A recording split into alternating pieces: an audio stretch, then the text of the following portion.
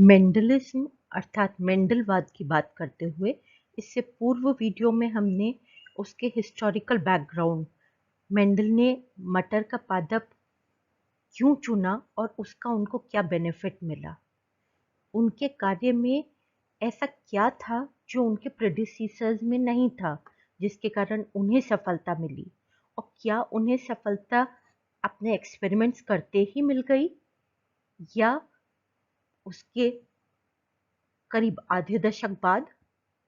इन सब के बारे में बात करी थी। आज हम बात कर रहे हैं उनके कार्यों से जो उन्होंने नियम प्रतिपादित किए, उसके प्रथम नियम, दैट इज पृथक्करण के नियम के बारे में।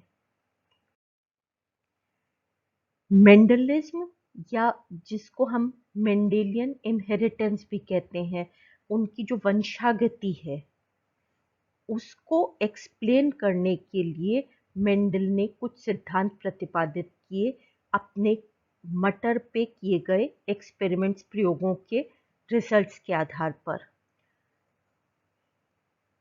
ये सिद्धांत they became the basis of classical genetics, और इनके आधार पर समझाया गया कि किस प्रकार से जनक से संतति में किसी भी जेनेटिक ट्रेट को ट्रांसमिट किया जाता है। मेंडल के किए गए कार्य को अगर हम हमारी आज की समझ अर्थात उनके factors, now we know that they are the jeans.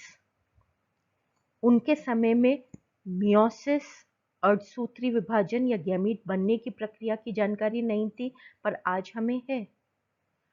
तो उसके संदर्भ में, हमारे आज के ज्ञान के संदर्भ में अगर हम मेंडल के कार्य को समझें तो वो हमारे को एक क्लियर अंडरस्टैंडिंग देगी of the transmission of genetic traits. Mendel ने सर्वप्रथम जो मटर के पादप लिए उनमें क्रॉस पॉलिनेशन करवाया। एक प्लांट के जितने भी एंथर्स थे उनको रिमूव कर दिया गया, उसको इमैस्कुलेट कर दिया गया जिसे विपुंसन कहते हैं, और दूसरे पादप के पराग कणों से उस इमैस्कुलेटेड प्लांट को पॉलिनेट करवा करके नेक्स्ट जनरेशन प्राप्त की। मेंडल के कार्य की एक विशेषता थी कि उन्होंने एक बार में एक ही लक्षण का अध्ययन किया। तो यहाँ पे हम जिस लक्षण की बात करेंगे वो हम लेंगे मटर के पायसम सटाइवम में जो फ्लावर का कलर है, पर्पल हो सकता है या वाइट हो सकता है। तो जब in true breeding parent plants जो कई संततियों तक सेम फिनोटाइप या को सभी सेम लक्षण प्रदर्शित कर रहे हैं, उन पेरेंट्स में क्रॉस पॉलिनेशन करवा के जो जनरेशन प्राप्त की उसको हम कह रहे हैं फर्स्ट फाइलियल जनरेशन या F1 जनरेशन। और यहाँ पे purple flowered true breeding plants को जो white flowered true breeding plants से क्रॉस करवाया, हाइब्रिडाइज करवाया, तो F1 जनरेशन में सभी पादप पर्पल कलर के फ्लावर उत्पन्न करने वाले प्राप्त हुए। और नेक्स्ट जनरेशन में इन प्राप्त करने के लिए इन F1 के जो प्लांट्स थे उनको सेल्फ पॉलिनेट होने दिया गया, और तदुपरांत जो जनरेशन प्राप्त हुई वो हुई हमारी F2 जनरेशन। एक बार में एक ही लक्षण जिस क्रॉस में या संकरण में कंसिडर किया जाता है, उस प्रकार के संकरण या क्रॉस को हम कहते हैं मोनो हाइब्रिड क्रॉस, एकल संकरण। एकल संकरण की F1 जनरेशन के सेल्फ पॉलिनेशन से जो हमको F2 जनरेशन प्राप्त हुई मेंडल को, उसमें उन्होंने देखा कि पेरेंट का एक phenotype, that is the white flowered plants, जो F1 जनरेशन में नहीं प्राप्त हुए थे, वो पुनः प्राप्त हो गए F2 जनरेशन में। अर्थात वह कारक, वह फैक्टर जिसके कारण सफ़ेद पुष्प उत्पन्न होते हैं, वो F1 जनरेशन में भी उपलब्ध था, पर अपने आप को अभिव्यक्त नहीं कर रहा था, और F2 जनरेशन में उसने स्वयं को अभिव्यक्त कर दिया, क्योंकि F2 जनरेशन में दोनों पादपों से जो गैमीट्स प्राप्त हुए, उन्होंने अपने आप को सेग्रीगेट किया इन कारकों ने, और उसके बाद फर्टिलाइजेशन के समय में ये रैंडमली एक दूसरे से एसोसिएट हो गए। और जो ये पादप प्राप्त हुए F2 जनरेशन में, उनमें से 75%, 75% तो हमारे पर्पल फ्लावर्ड पी प्लांट्स थे, वह रंग जो F1 में प्राप्त हुआ था, और 25% हमारे को पेरेंटल कॉम्बिनेशन, पेरेंटल कैरेक्टर जो F1 में नहीं मिला था, वो प्राप्त हुआ। अर्थात पर्पल फ्लावर और वाइट फ्लावर जो हमको पी प्लांट्स प्राप्त हुए, उनका अनुपात 3:1 था इन F2 generation of a monohybrid cross.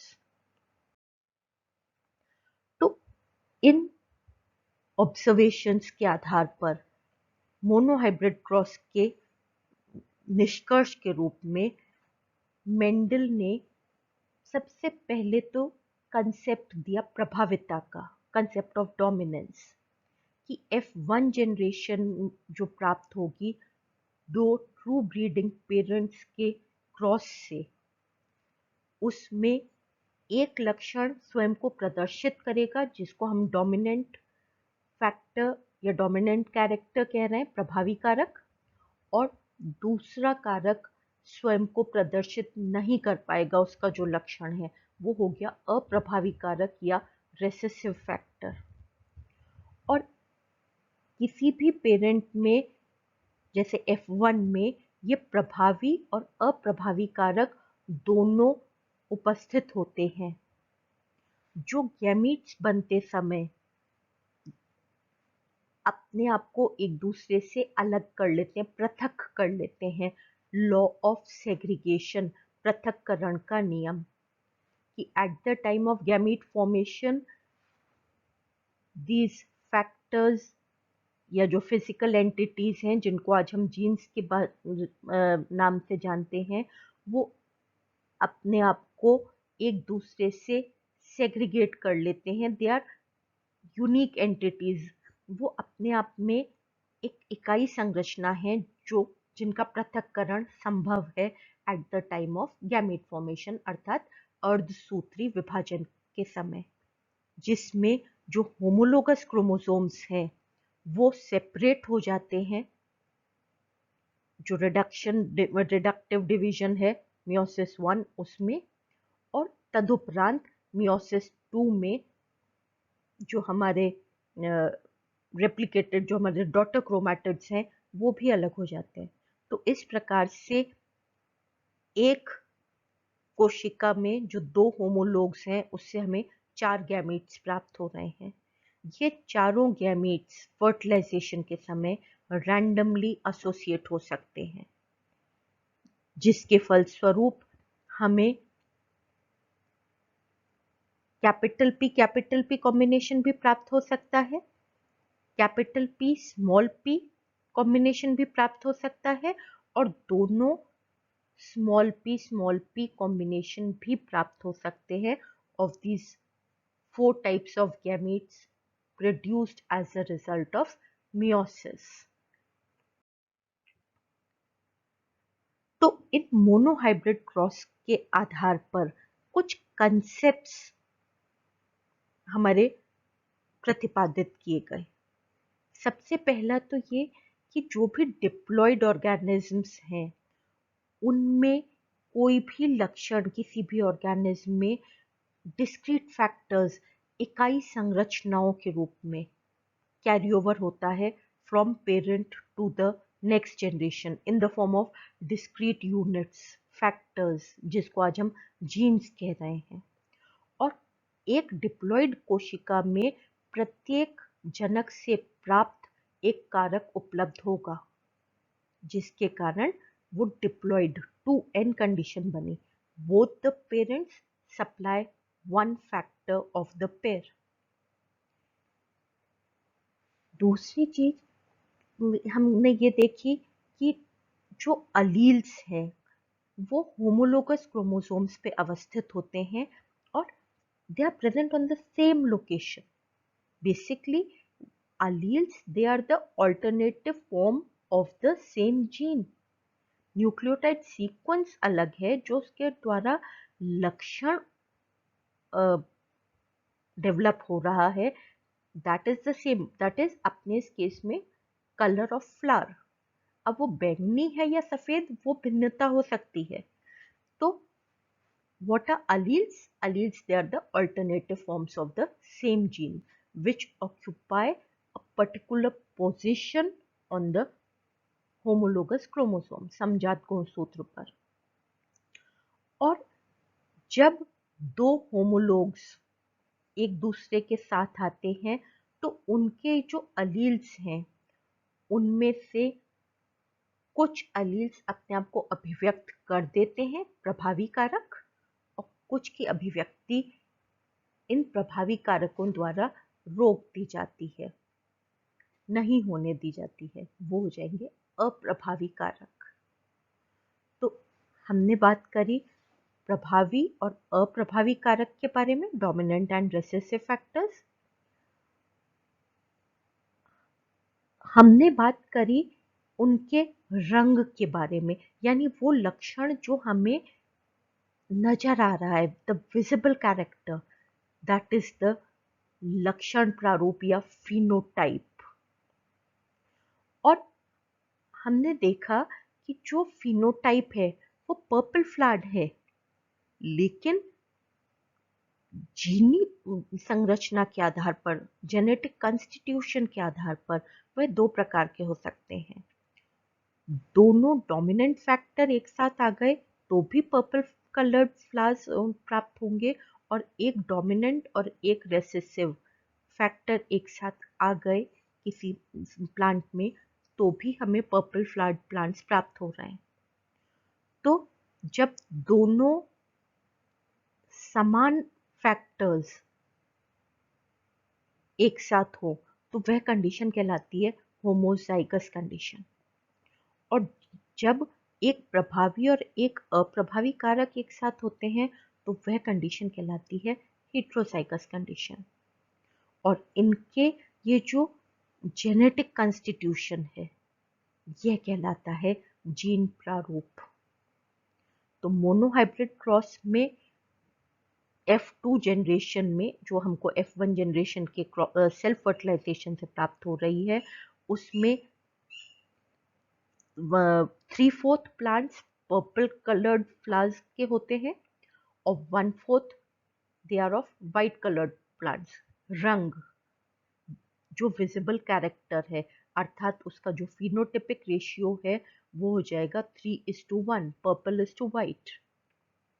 जबकि अगर हम उसके जेनेटिक कॉन्स्टिट्यूशन के रूप में देखें तो we get the genotypic ratio, जीन प्रारूपिक अनुपात, जो मोनोहाइब्रिड क्रॉस में है हमारे पास 1:2:1, अर्थात समयुग्मजी प्रभावी कारक इज टू विषमयुग्मजी इज टू समयुग्मजी अप्रभावी कारक, 1:2:1 के रेशियो में। अब यह कैसे ज्ञात किया जाए कि जो हमको F2 जनरेशन में पर्पल कलर्ड फ्लावर्स प्राप्त हो रहे हैं वो होमोजाइगस हैं या हेट्रोजाइगस हैं? यह ज्ञात करने के लिए टेस्ट क्रॉस किया जाता है या परीक्षण cross. As the name itself suggest, परीक्षण अर्थात यह परीक्षण कर रहे हैं कि दिया गया पादप समयुग्मजी है या विषम युग्मजी।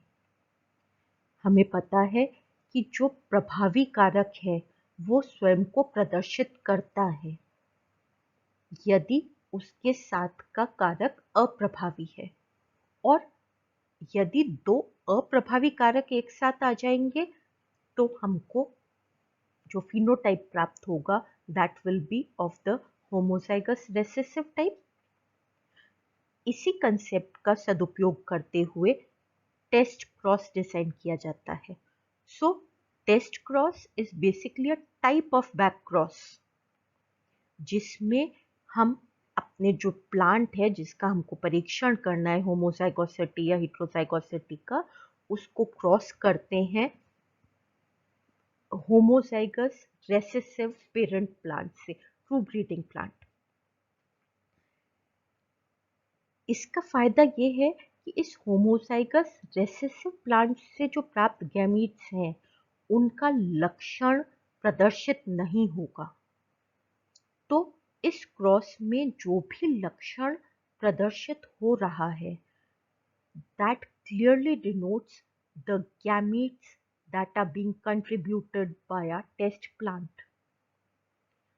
तो अगर हमारा टेस्ट प्लांट होमोजाइगस कंडीशन में है तो दोनों जो सभी गैमेट्स जो प्राप्त होंगे वो डोमिनेंट होंगे, अर्थात सारे के सारे जो प्लांट्स प्राप्त हो रहे हैं they will show the color of the flower, 100% purple colored flowering plants will be obtained, क्योंकि जो रेसेसिव होमोजाइगस पेरेंट है उसको तो अपने को प्रदर्शित करना ही नहीं है जब तक कि उसके पास दूसरा रेसेसिव फैक्टर नहीं उपलब्ध हो।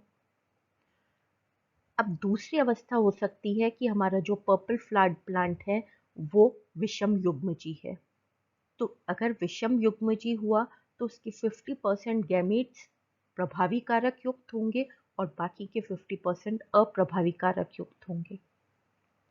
और इस ये जब कंबाइन करेंगे हमारे सभी अप्रभावी कारक युक्त गैमेट्स के साथ जब कंबाइन करेंगे तो what will be obtained is कि जो पादप है उनमें से purple flowered plants they will be 50%, half of the plants, और बचे हुए आधे प्लांट्स में सफेद पुष्प उत्पन्न होंगे, अर्थात this particular phenotype of the flower color will be in the ratio of 1:1।